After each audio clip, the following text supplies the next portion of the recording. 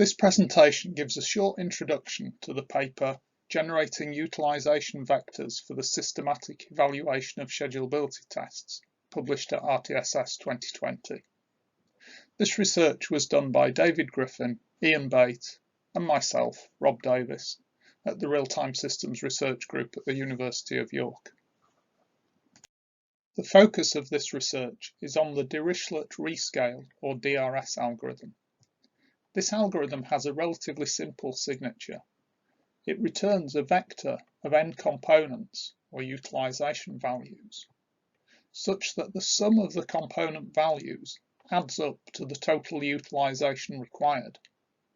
And also, each individual component value is upper and lower bounded by an individual maximum and minimum constraint.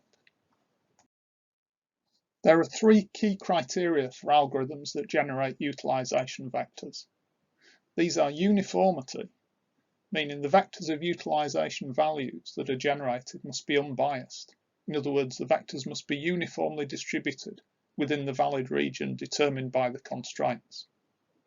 The algorithms must also be efficient, since it's necessary to generate millions of task sets that are used in the evaluation of schedulability test effectiveness. The algorithms also need to be flexible, that is, capable of handling constraints on task utilization values. These may be symmetric constraints, such that the same maximum and minimum constraint applies to every task.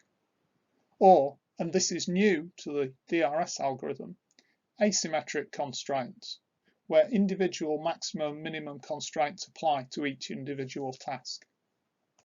The main use of the DRS algorithm is in the systematic evaluation of schedulability tests. Here it can be used to underpin the generation of synthetic task sets with execution times that are derived from the vectors of utilization values produced.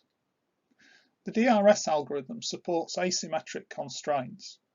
These occur when execution times have multiple values or are composed from multiple component parts.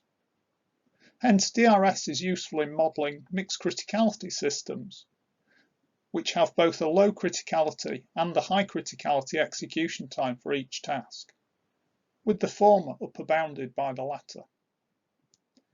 DRS is also useful in modelling multi-core systems, where the overall execution time of each task is made up from multiple component parts.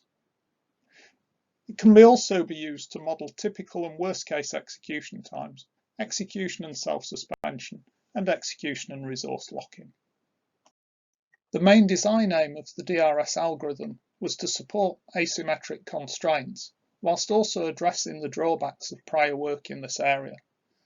That is, the problems of intractability with U-Unifast discard, and the fact that rand-fixed sum only supports symmetric constraints.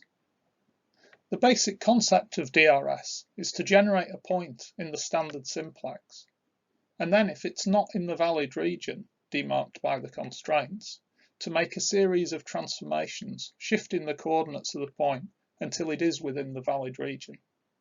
Crucially, these transformations preserve the uniform distribution of points. So why should we be using the DRS algorithm in our research? Well, this is a flexible general-purpose algorithm for utilization vector generation. It supports asymmetric constraints on maximum and minimum utilization values for each task. This is useful when execution times have multiple values, such in the mixed criticality case, or are composed from multiple parts, such as in the case of multi-core systems.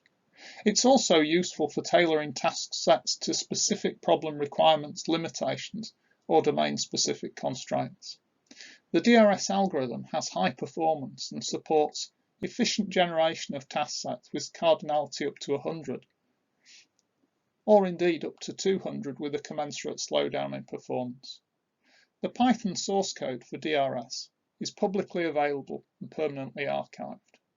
We've also provided a C library enabling the DRS algorithm in Python to be called directly from C and C++ code.